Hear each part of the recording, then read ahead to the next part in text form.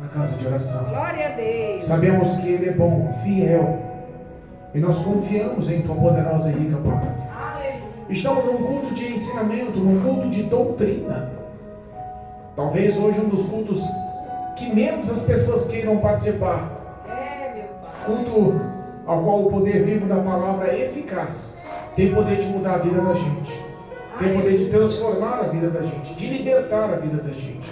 Amém? Amém. Por isso eu peço para os irmãos toda atenção, em nome de Jesus. Amém? Amém. Não deixe aí o roubador da palavra tirar a sua atenção, irmãos. Nós estamos numa guerra espiritual e parece que não. E eu sei que essa palavra pode mudar a sua história. Então que possamos se aprofundar em conhecer e cada vez mais conhecer a Cristo Jesus por a sua poderosa palavra. Amém? Amém. Deus me deu uma palavra que está no livro de Mateus. Mateus, capítulo 16. Livro de Mateus, capítulo 16, versículo 13 em diante. Mateus, capítulo 16, versículo 13 em diante. Amém? Louvado seja Deus. Glorificado seja o nome santo de Jesus. Aos que nos acompanham através do YouTube, através também do canal do Facebook, em nome de Jesus. Se possível, pegue um exemplar bíblico. Desprenda-se dos seus afazeres. Concentre-se agora no poder da palavra. Eu sei que Deus tem algo especial para o teu coração. Essa palavra, ela tem o poder de mudar nossas vidas. Amém? Amém. Mateus capítulo 16, versículo 13 em diante, diz assim a palavra. E chegando Jesus às partes de Cesareia de Filipe, interrogou aos seus discípulos, dizendo: quem dizem os homens ser o filho do homem? E eles disseram: uns João Batista, outros Elias, e outros Jeremias, ou um dos profetas. Disse-lhe ele: e vós, quem dizeis que eu sou? E Simão Pedro respondendo disse: tu és o Cristo, o Filho do Deus vivo. E Jesus respondendo disse-lhe: bem-aventurado és tu, Simão Barjonas, porque não foi carne e sangue quem tu revelou, mas meu Pai que está nos céus. Pois também eu te digo que tu és Pedro, e sobre esta pedra edificarei a minha igreja, e as portas do inferno não prevalecerão contra ela. E eu te darei as chaves do reino dos céus, e tudo que ligares na terra será ligado nos céus, e tudo que desligares da terra será desligado dos céus. Então mandou os seus discípulos que a ninguém dissessem que ele era o Cristo. Desde então começou Jesus a mostrar aos seus discípulos que convinha ir a Jerusalém e padecer muito dos anciões e dos principais dos sacerdotes e dos escribas, e ser morto e ressuscitar ao terceiro dia. E Pedro, tomando-o à parte, começou a repreendê-lo, dizendo: Senhor, tem compaixão de ti, de modo nenhum te acontecerá isto. Ele, porém, voltando-se, disse a Pedro: para trás de mim, Satanás, que me serve de escândalo, porque não compreende as coisas que são de Deus, mas só as que são dos homens. Então disse Jesus aos discípulos: se alguém quiser vir após mim, renuncie-se a si mesmo, toma sobre si a sua cruz e siga-me. Porque aquele que quiser salvar a sua vida, perdê-la-á, e quem perder a sua vida por amor de mim, achará-a. Pois que proveito há o homem ganhar o mundo inteiro, se perder a sua alma? Ou o que dará o homem em recompensa da sua alma? Porque o Filho do Homem virá na glória de seu Pai com os seus anjos, e então dará a cada um segundo as suas obras. Em verdade vos digo que há alguns dos que estão aqui que não provarão a morte até que vejam vir o Filho do Homem no seu reino. Amém? Amém. Louvado seja Deus. Aleluia. Podemos assentar. Glória a Deus.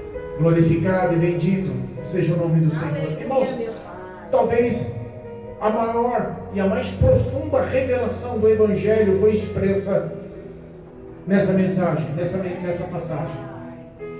Jesus, ele mostra o discernimento espiritual profundo do que é o Evangelho, profundo do que é ser cristão, profundo do que é ser discípulo de Jesus.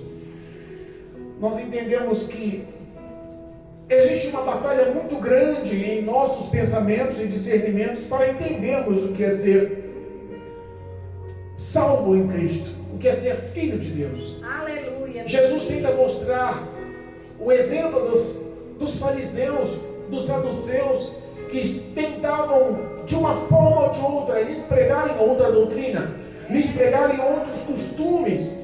Jesus, se nós pegarmos o começo do capítulo 16, nós vamos ver os fariseus pedindo sinais. Mostra-nos alguns sinais para que nós possamos acreditar. E entenda que às vezes o evangelho dos crentes nos dias atuais são assim também.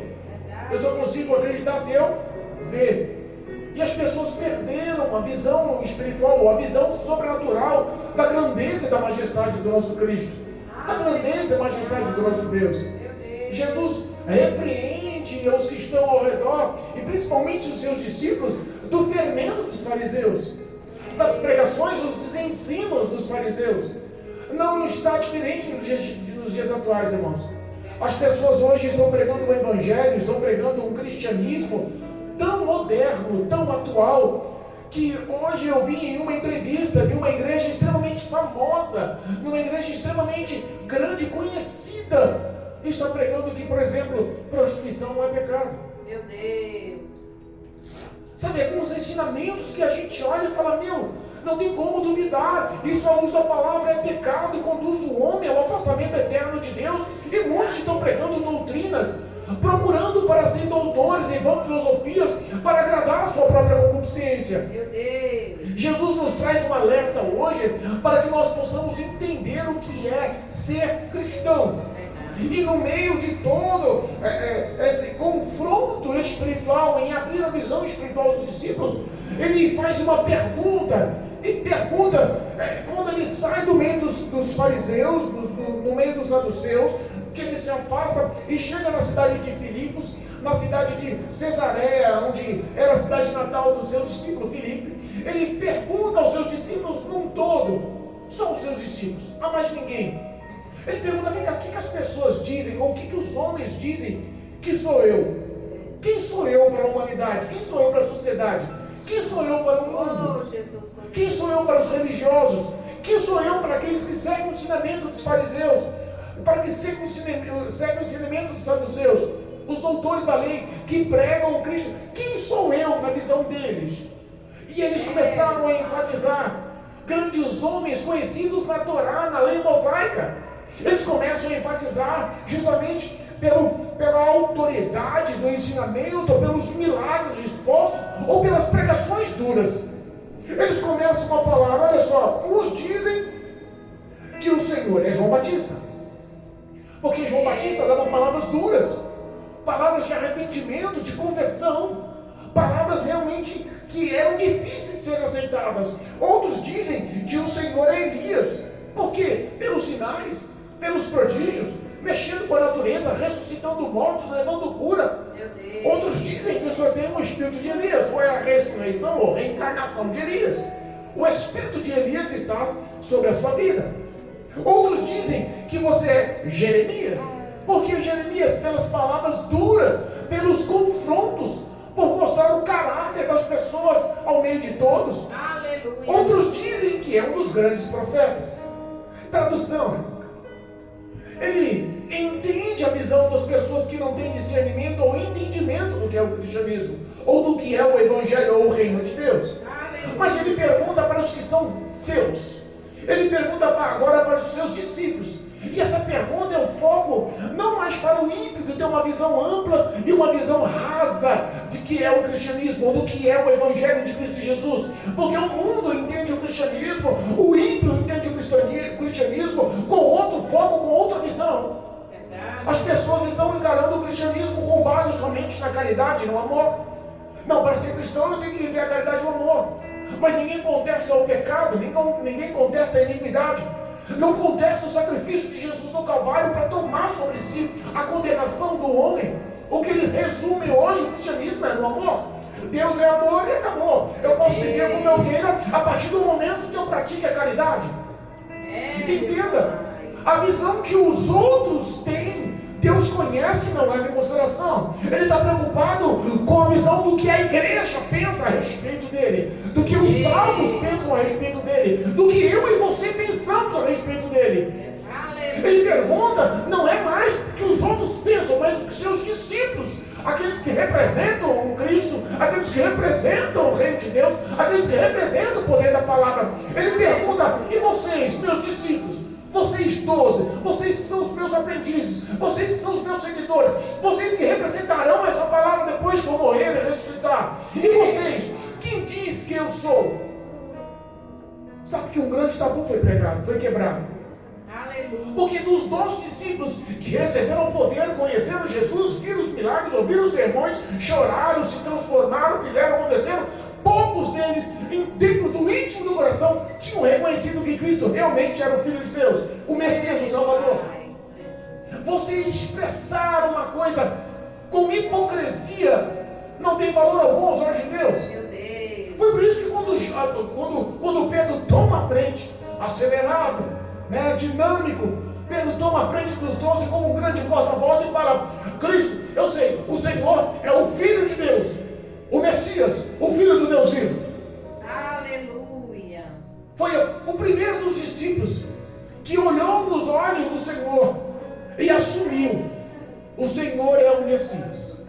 Tradução: para mim o Senhor é o Filho de Deus, para mim o Senhor é o meu Salvador. Para mim o Senhor é aquele que veio tirar o pecado do mundo. Para mim o Senhor é aquele que veio me salvar. Para mim o Senhor é aquele que veio transformar a minha vida. Para mim ele fez uma declaração.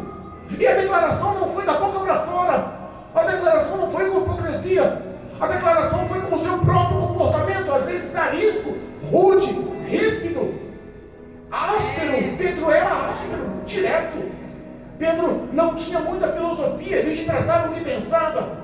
Para muitos ele era um homem grosseiro, mas para Cristo ele era um homem sincero.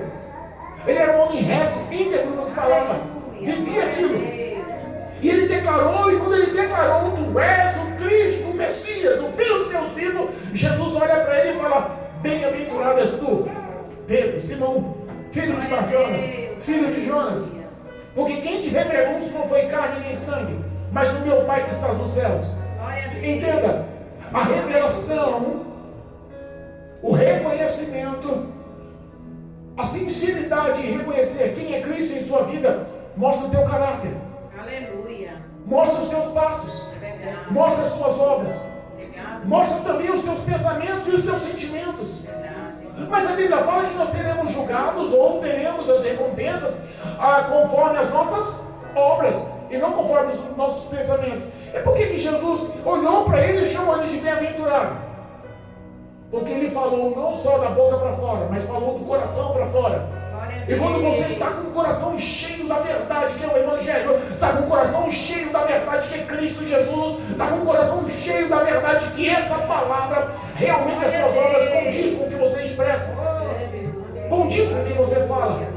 A Bíblia fala que não tem como reconhecer uma pessoa, é como uma árvore para ser reconhecida, é pelos seus frutos. Se o homem é crente, pode ter certeza que os frutos dele vai ser de crente. Aleluia. Não vai ser frutos de heresia, de pecado. Vai ser frutos de sinceridade, de justiça, de verdade, de amor. Frutos na verdade que é Cristo. Glória a Deus. Foi por isso que ele olha e fala: quem te revelou isso?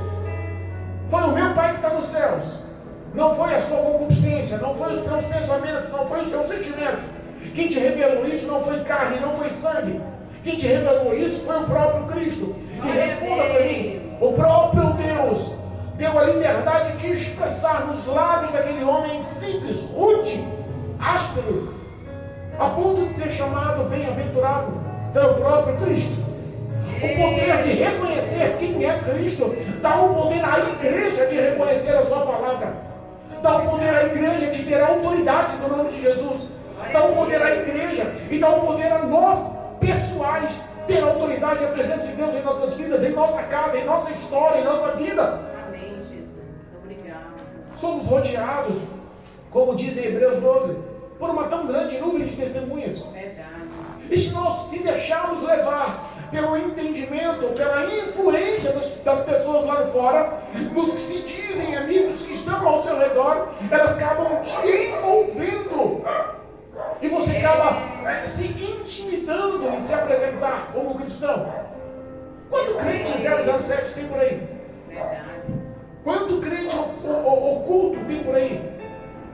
Quando ele revela, Cristo o elogia, ele fala: quem te revelou foi o meu Pai que está nos céus. E expressa para ele, versículo 18: pois também eu te digo que tu és Pedro, e sobre esta pedra edificarei a igreja, e as portas do inferno não prevalecerão contra ela.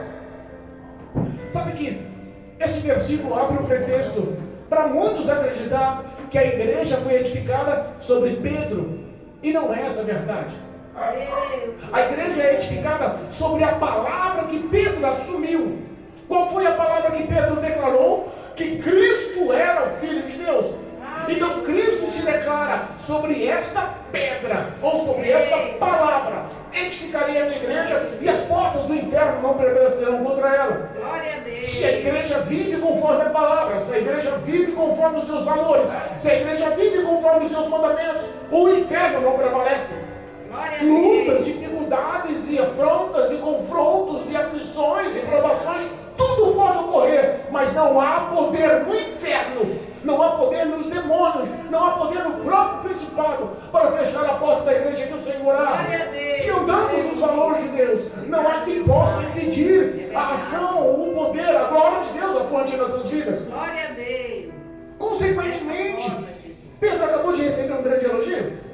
Acabou talvez de se sentir no meio dos 12. Ele se levantou e falou assim: pelo menos perante os 11 eu tive coragem de me declarar e fui bem visto aos olhos de Deus. Glória a Deus. Eu não sei quais os pensamentos, porque é muito fácil a gente receber uma vitória e baixar a guarda. É muito fácil a gente passar pelas provações e chegar no momento da graça, no momento do gracejo, no momento da bênção, e a gente fica tão alegre que a gente abaixa a guarda. Talvez Pedro viveu isso nesse momento. Se nós olharmos a história do povo de Israel, todas as vezes que o povo de Israel vivia anos a fim, sem guerras, sem perseguições, sem necessidade, sem fome, todas as vezes que ouvia esse tipo de situação, o povo voltava à idolatria e voltava a pecar contra Deus. Meu Deus. Talvez Pedro viveu esse sentimento. Acabei de receber elogio. O próprio Jesus me exaltou no meio dos discípulos. Eu sou o cara. Eu sou melhor que os outros. Talvez os pensamentos dele foram esses.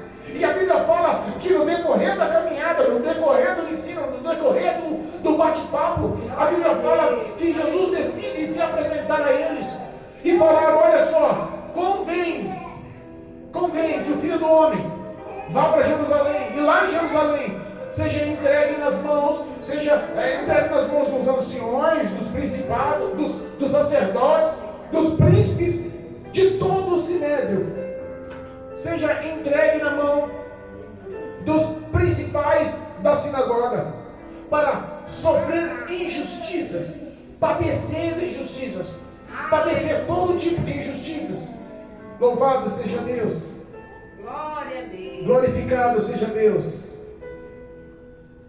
Aleluia. Aleluia. Versículo 21. Desde então começou Jesus a mostrar aos discípulos que convinha ir a Jerusalém para padecer muito nas mãos dos anciões, dos principais, dos sacerdotes, dos escribas, a ponto de ser morto. Ele fala para os seus discípulos: olha, nós vamos ter que ir para Jerusalém, e lá você entregue na mão desses líderes, lá você entregue na mão desses grandes homens, desses sacerdotes, desses doutores da lei, e eles vão me perseguir, eles vão inventar todo tipo de perseguição, todo tipo de injustiça, eu vou sofrer todo tipo de retaliação, a ponto de morrer. Mas ele expressa também: depois da minha morte eu vou ressuscitar, ao terceiro dia eu vou reviver, ao terceiro dia a morte perde a força e eu supero a morte, ao terceiro dia eu volto à vida. O engraçado é que Pedro só ouviu o sofrimento. O engraçado é que ele, falando com os discípulos, Pedro conseguiu ter o discernimento só da sofrência, só da injustiça, só da perseguição, só da provação. Ele não olhou que após a morte vinha a ressurreição. Ele não entendeu que essas palavras já tinham sido lidas ou ditas pelos outros profetas e expressadas pelo próprio Cristo. Ele não entendeu que isso era o plano de Deus. Era necessário aquilo acontecer. E quando o homem não entende a palavra de Deus, ele toma decisões precipitadas. É verdade. Quando o homem não entende a palavra de Deus, ele toma decisões próprias. Pedro, mais uma vez, estimado, com o coração, com a autoestima lá em cima, se achando melhor, toma de novo a frente. Larga os discípulos mais uma vez para trás, toma a liderança, assume, chega em Jesus e leva Jesus para o cantinho e fica: Jesus, olha só, deixa isso acontecer com o Senhor não. Que Deus tenha misericórdia da sua vida. Isso não pode acontecer com o Senhor. Isso não vai acontecer com o Senhor. Versículo 22, e Pedro, tomando a parte, começou a repreender Jesus. Quem é Pedro para repreender Jesus? Sabe quem é Pedro? Um crente entusiasmado, um crente empolgado, um crente com o ego lá em cima, um crente com a sua autoestima tão grande que não consegue ter visão e discernimento espiritual, mas consegue entender a sua carne e os seus desejos humanos. E na admoestação, na repreensão que ele fala a Jesus, na mente dele ele está fazendo o que é certo. Na mente dele ele está tomando um partido de um grande amigo. Na mente dele ele está sendo um grande discípulo que quer proteger o seu mestre. E às vezes nós erramos querendo tomar um partido, ou querendo agir de uma forma coerente, achando que estamos fazendo bem. Quantas vezes você tem intercedido por alguém que Deus está tratando? Meu pai. Quantas vezes você está orando para que Deus cure, e Deus é que botou lá no leito de enfermidade para que ele se converta?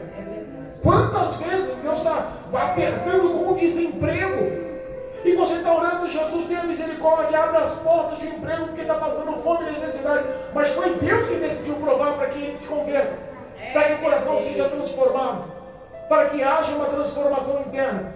Pedro olhou a situação e achou que estava fazendo bem para Jesus. Pedro olhou para a situação e começa a repreender Jesus. Olha só o assunto: Senhor, tem compaixão com quem diz Deus, Pai, tem misericórdia do seu filho Jesus, tem compaixão do seu filho, tem compaixão de ti mesmo. De modo nenhum te acontecerá isso. O que está predestinado pela palavra, irmãos, o que Deus profetizou, a palavra que foi expressa da parte de Deus, da parte de Cristo, entenda, passa-se céus e terra, mas ela não volta atrás.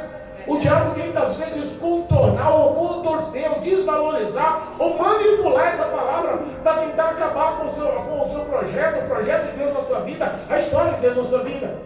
Não, mas eu estou fazendo para o seu bem. Então faz o seguinte: não faz mais assim não, não vai mais ali não anda mais com aquele não fala mais de Jesus não precisa. Eu ouvi uma pregação certa vez, de um homem que era tido como um grande evangelista, como um grande pregador, a igreja cheia, todos na expectativa de uma grande pregação, de uma grande palavra, mas no meio da pregação, no meio da grande palavra, no meio de toda a honra, de toda aquela pompa pessoal sobre a vida daquele homem, eu vejo ele na pregação falando: irmãos, mas eu vou falar a verdade, vou ser sincero, nem tudo, irmão, precisa perdoar não. Não é tudo que você precisa perdoar não. Não é tudo que você precisa abrir a boca e ficar pedindo perdão, não precisa perdoar, não. Eu olhei que sangue de Cristo tem poder. Jesus nos ensina que aquele que não perdoa não alcança o perdão. Que história é essa de pregar dizendo que não precisa perdoar? Que nem tudo merece perdão. Sabe que às vezes, irmãos, nós queremos seguir pessoas que mesmo com bom intuito está tentando te tirar do caminho da verdade. Que mesmo dizendo que ali é o caminho de Deus, você sabe que tem alguma coisa errada, que os valores bíblicos não se encaixam ali. Meu pai. Quantos amigos com bom coração tentam mostrar caminhos opostos? Mas você é crente, mas passa o ano inteiro na igreja, você precisa ter o seu momento de lazer. Quantos pastores adaptaram essa história nos ministérios? Não, nós vamos servir a Deus de janeiro até dezembro, mas no começo de dezembro a gente fecha a igreja, só abre dia 15 de janeiro, porque é um mês de folga, é um mês de férias, é um mês que o ministério não precisa de abrir a porta, é um mês que ninguém precisa cultuar a Deus. Valores estão sendo mudados, pessoas que estão sendo seguidas, pessoas que estão sendo levadas ao abismo. Irmãos, isso é sério que eu estou falando, irmãos. Entenda. Aleluia. Louvado seja Deus. Livro de Lucas, capítulo 21, versículo 34 diz assim. Lucas, capítulo 21, versículo 34 diz assim: e olhai por vós, para que não aconteça que se encarregue de glutonaria, de embriaguez e dos cuidados da vida, e venham sobre vós de improviso aquele dia. Olha por vós mesmo, não olha por ninguém, não vai seguir o caminho de ninguém. Analise você mesmo. Não espere que alguém te aponte, não espere que alguém te julgue, não espere que alguém te confronte, não espere que alguém te corrija. Olha você mesmo para si e veja onde está indo o teu coração. Olha só. Meu Deus. Para que não aconteça que o vosso coração, os teus pensamentos, os teus sentimentos, eu sinto que é assim que é certo. Não, eu vou por ali porque o meu coração se adaptou melhor ali. Cuidado. Ser cristão não é ser sentimental, é ser racional. Aleluia. Cristo espera das nossas vidas atos racionais. Que o seu coração se encarregue do quê? De todo tipo de pecado. Ele dá alguns tipos de exemplo: glutonaria, embriaguez e cuidados com a vida. Repara que é fácil nós entrarmos num ambiente cristão e ser aceito, ou ser adaptado, ou ser tolerado à glutonaria. Qual é o apelido do crente? Não chama crente para festa não, porque come para valer. Meu Deus. Todo mundo aceita. Não chama crente para almoçar na casa não, porque a panela de arroz tem que estar maior, taca água no feijão, capricha na mistura, porque crente come que nem o doido. Meu Deus. O nosso coração aceita, porque virou uma piada. Algumas coisas eu estou dando de exemplo para que nós entendamos que nós se envolvemos com o laço, com o embaraço do mundo, com o que o mundo espera que nós pratiquemos e que a sociedade aprova e que a Bíblia condena, mas que o nosso coração acha que está certo. Meu Deus. Porque é aceitável, porque todo mundo não critica, porque ninguém te confronta. É por isso que está falando, olha para você mesmo, analise você mesmo. A embriaguez. Quando eu falo em embriaguez, não é só o ato da bebida, porque a bebida tira a sua sobriedade, o álcool tira a sua sobriedade, a ciência prova isso. Mas quando eu falo que está falando em embriaguez, é porque está sendo aceito a bebida alcoólica no meio dos crentes hoje. Meu Deus. Quando a igreja está pregando que o vinho não tem nada não, porque Jesus bebia. O vinho não tem nada não, porque a igreja primitiva bebia. Porque o vinho não tem nada não, esse negócio de beber não tem nada não. E dá legalidade para o vinho, para a cervejinha, dá legalidade para todo tipo de bebida. E aí o que acontece? A embriaguez espiritual leva o homem a ser insensato, leva o homem a seguir o seu coração. Repara que tudo provém do coração. Repara que o nosso coração realmente quer tirar a nossa vida da presença de Deus. O nosso coração quer nos guiar, como Pedro achou que estava fazendo bem. Quando Pedro começou a repreender Jesus, falou assim: não vai participar, não vai acontecer nada disso com você, não, eu não vou permitir. Às vezes nós achamos que é certo, mas entenda, os cuidados com a vida, os cuidados com a nossa vida, a nossa vaidade, os nossos pensamentos, os nossos amigos, a nossa profissão, as nossas conquistas, os valores desse mundo, a riqueza, o poder, a fama, o dinheiro, tudo isso envolve os cuidados com o mundo. Tudo isso está focado dentro do nosso coração. Pedro olhou e entendeu que o que ele estava fazendo aos olhos de Cristo, aos olhos ou a recepção de Cristo seria aprovado. Cristo acabou de elogiar ele há 5 passos atrás, caminhando, conversando, dialogando, recebeu um grande elogio de Jesus. E de repente toma uma postura. Qual é a postura da legalidade ao teu coração? Qual é a postura? Achar que o teu coração está certo, que ele pode agir conforme o coração. Irmãos, espiritualmente falando, dá legalidade a demônios. Dá legalidade ao diabo. Por que isso, pastor? Por que está falando? Porque o próprio Jesus olha para Pedro e repreende: para trás de mim, Satanás. Imagina se eu fosse repreender, apontando o seu pecado e olhando para você: para trás de mim, Satanás. Mas você nunca mais olha para cá. Jesus repreendeu Pedro no meio de todos. E falou o seguinte: você me serve por pedra de tropeço, você me serve de escândalo, porque a sua compreensão é humana, a sua compreensão é só de homens, a sua compreensão é aceita pela sociedade, a sua compreensão é guiada pelos teus sentimentos e aprovada pelos teus amigos. A sua compreensão é humana, carnal, terrena, só corrobora para o bem da sociedade dos homens. mas não são aceitas ou aprovadas por Deus. Tradução: se os seus valores estão sendo aprovados pelo homem, estão sendo aprovados pela sociedade, estão sendo aprovados pela mídia, estão sendo aprovados pelos seus amigos, e você sabe que os teus sentimentos estão gritando, cuidado. Meu Pai. Talvez você está andando na contramão do que Deus espera. E a repreensão, às vezes, é o único meio para que haja conversão e arrependimento. Jesus olha para aqueles que eram os representantes, ou para nós, nos dias de hoje, para a igreja, e fala para a igreja: louvado seja Deus. Aquele que quisesse, ele olha aos discípulos e fala aos discípulos, como os pastores falam hoje para os ministérios: aquele que quiser seguir a Cristo. Jesus dizendo: aquele que quiser seguir a mim, renuncie a si mesmo, toma sobre si a sua cruz e siga-me. Tradução: renuncie o seu sentimento, renuncie o seu coração, renuncie à sociedade, renuncie à influência de amigos, toma a sua cruz, aprenda a renunciar os seus próprios sentimentos e desejos. Estão te enganando, estão te afastando de Deus. Toma a sua cruz, vem e siga-me. E ele expressa: porque todo aquele que quiser salvar a sua vida, perderá, mas quem perder a sua vida por amor de mim, achá-la. Os valores de Deus não são terrenos, irmãos. Os valores de Deus não são pequenos, não são temporais. Os valores de Deus são grandes, eternos. São realmente eternos. E não dá para se comparar. É por isso que ele fala: o que você deseja, o que você quer. É um convite: se quiser você vem, se não quiser não tem problema. Meu Deus. Cristo não está interessado em escravos, está interessado em pessoas que o amem e decidem seguir Ele por amor. Glória a Deus. Decidem obedecê-lo por amor. Decidem ser fiéis a Ele por amor. Aleluia. Aquele que quiser perder a sua vida, por amor de mim, vai encontrar a vida eterna. Vai encontrar o que eu tenho reservado de valores nos céus. Aleluia. Mas aquele que quiser encontrar a sua vida, aquele que quiser seguir o seu coração, aquele que quiser ser aceito pela sociedade, aquele que quiser conquistar o que o mundo tem a oferecer, esse já perdeu. Meu Deus. É forte. Que forte, né? É forte. Quantas pessoas estão vivendo um evangelho dentro da igreja corrompido, porque estão tentando achar suas vidas? Meu Deus. Sabe que Jesus andava 40 quilômetros a pé, com uma sandália de couro gasta no pé, pregando o evangelho de cidade em cidade.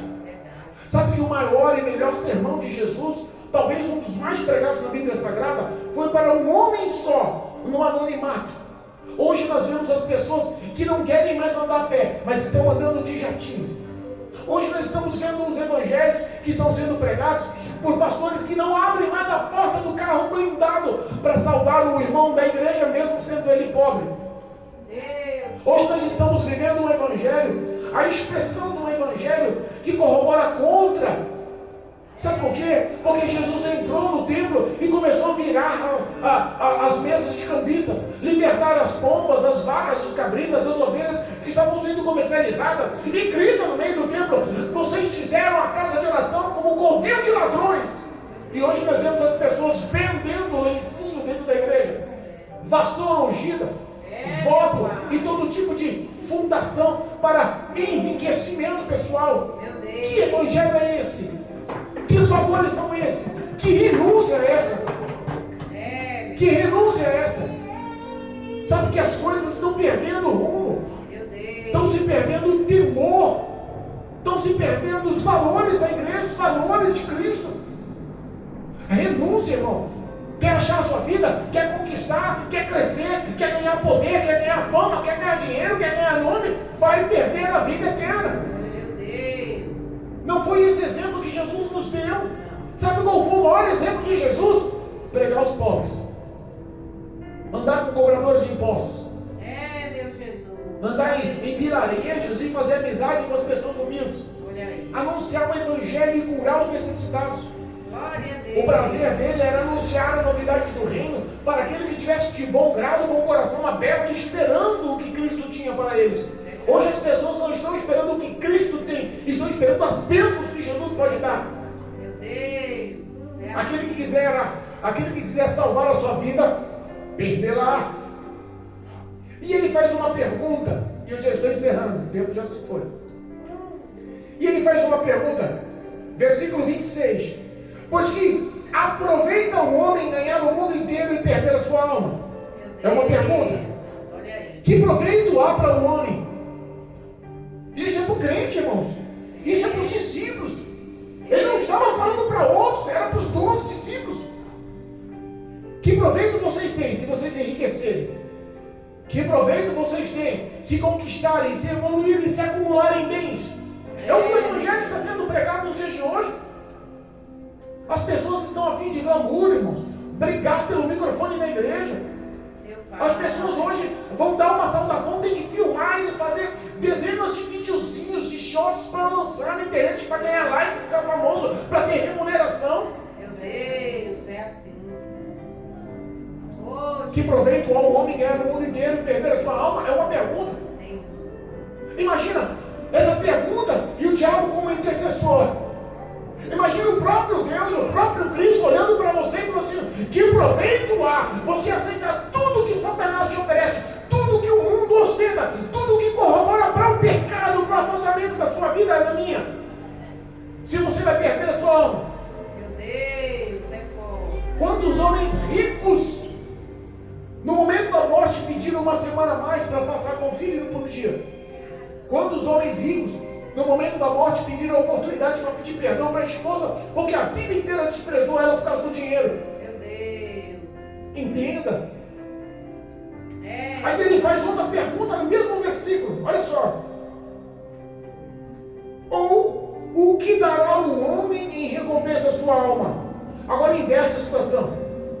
Você é pobre, humilde, necessitado, e Cristo olha para você e fala: que proveito há o homem ganhar o mundo inteiro? Tradução: que proveito há você enriquecer e perder a sua alma? E aí ele faz outra pergunta: o que daria o homem em troca da sua alma? Inverte o papel agora. Imagina você, homem rico, milionário, abastado com todos os bens. Olha e fala: agora eu vou perder a minha alma. Inverte a situação agora. Tenta negociar com o diabo. Tenta negociar com Satanás. Olha, eu estou rico, eu tenho muito dinheiro, eu tenho condições, e eu fico olhando: o que posso eu hoje oferecer para você, diabo, para liberar a minha alma? Louvado seja Deus. Pode entrar, minha querida, em nome de Jesus, senta. Seja bem-vinda, Jesus te ama. Aleluia. Pode entrar em nome de Jesus, se sinta à vontade. Amém? Amém. A pergunta é feita novamente. Imagina Jesus fazendo a pergunta agora. Agora, imagina você rica, endinheirada, apoderada, com muito acúmulo de bens, e o diabo à sua frente, você tentando negociar sua alma. Vai cá, Satanás, fala para mim o que você quer para me deixar viver. Fala para mim o valor do cheque. Eu vou fazer um cheque, vou fazer um pix. Quantos milhões você quer para deixar minha alma em paz? O que daria o homem para da sua alma? Qual o valor da sua alma? Entenda, o valor da nossa alma é eterno. É o nosso maior e mais precioso bem.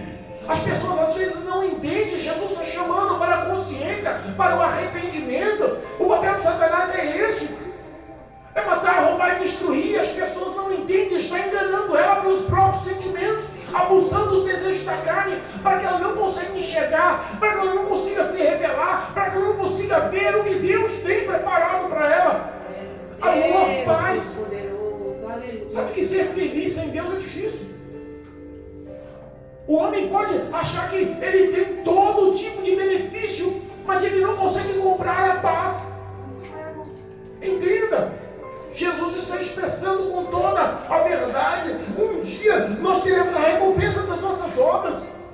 Vale a pena a renúncia, vale a pena o arrependimento, vale a pena a aceitação de Jesus, vale a pena andar nos valores bíblicos. Nós sabemos que os nossos atos muitas das vezes são bons ou maus e temos consciência disso. O que cabe a nós é lutar contra a nossa carne. O que cabe a nós é falar não contra a influência de Satanás. O que cabe a nós é andar nos valores que correspondem à palavra de Deus. Um dia o arrebatamento acontecerá, um dia Jesus virá, um dia estaremos no tribunal de Cristo. Olha o que diz o próximo versículo, versículo 27: porque o Filho do Homem virá na glória de seu Pai com os seus anjos, e então dará a cada um segundo as suas obras. Meu Deus. O que nós temos para apresentar para o Senhor? Se a nossa vida hoje fosse colocada numa balança, será que você tem algo que pesasse e favorecesse ao teu favor perante Cristo? meu Deus. Negue-se a si mesmo. Toma sobre si a sua cruz, siga Cristo.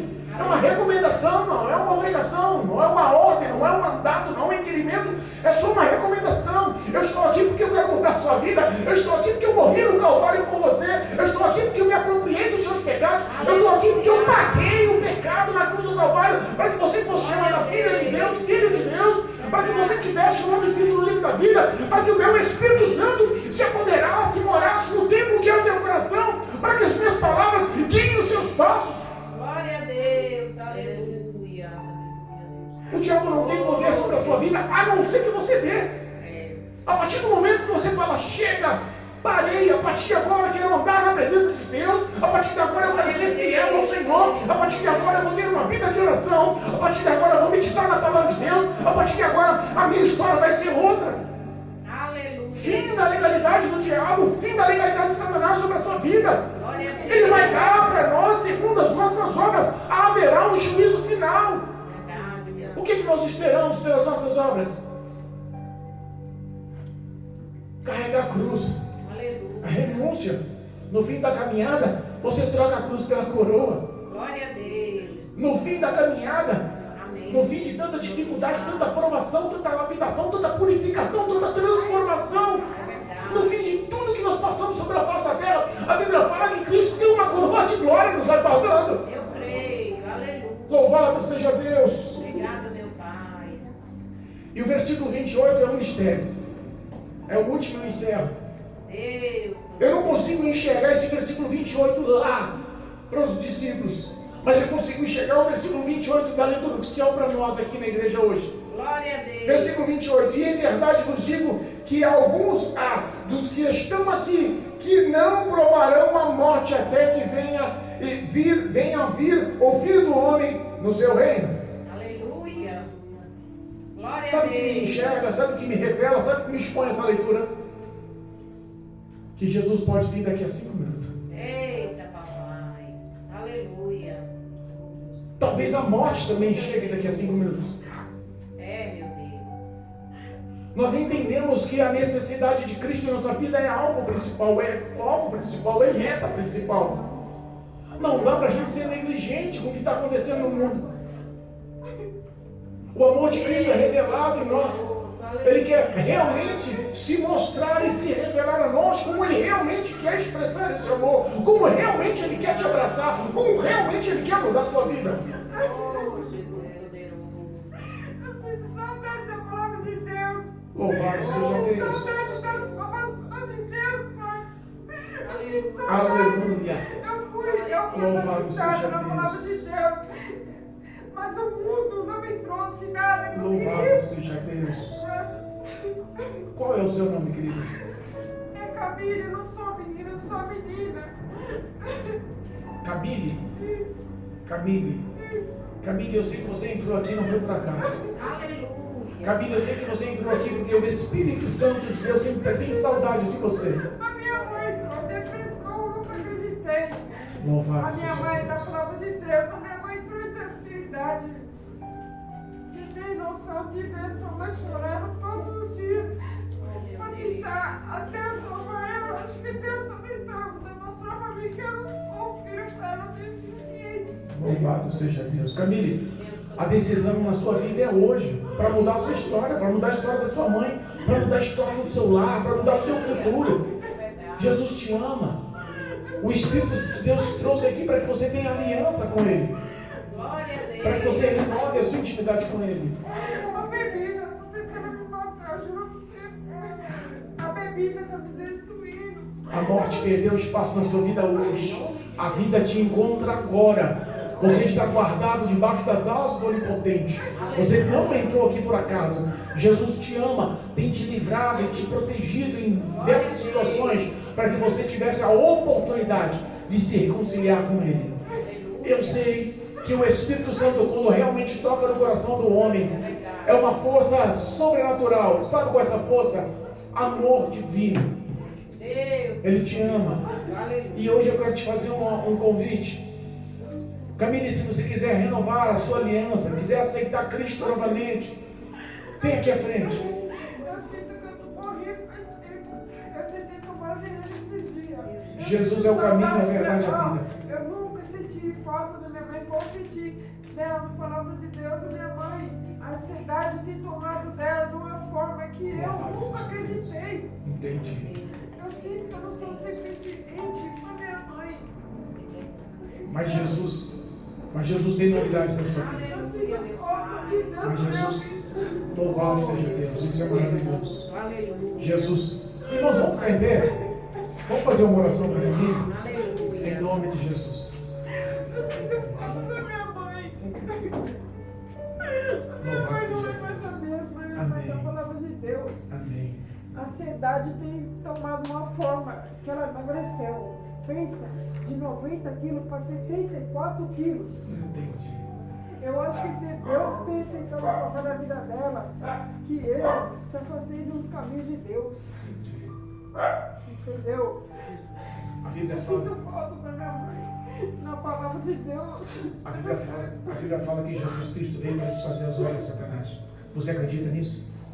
Jesus Cristo veio para desfazer as obras contra a sua mãe. Veio para desfazer as obras contra a sua vida. Não interessa o quanto Satanás tenta, a partir de hoje a legalidade, o espaço está sendo quebrada. As cadeias que te aprisionavam estão caindo. A partir de agora a presença de Deus vai estar na sua vida. Você crê assim? Eu tenho tentado tomar veneno. A bebida tomou forma da minha vida. O que o diabo projetou caiu por terra hoje, em nome de Jesus. Aleluia. O que Satanás projetou contra a sua vida para te levar à morte, ao afastamento de Deus, hoje cai por terra em nome de Jesus. Há poder no nome do Senhor, há poder na palavra de Deus para a sua vida. Eu acredito que a partir de hoje, novidade do céu.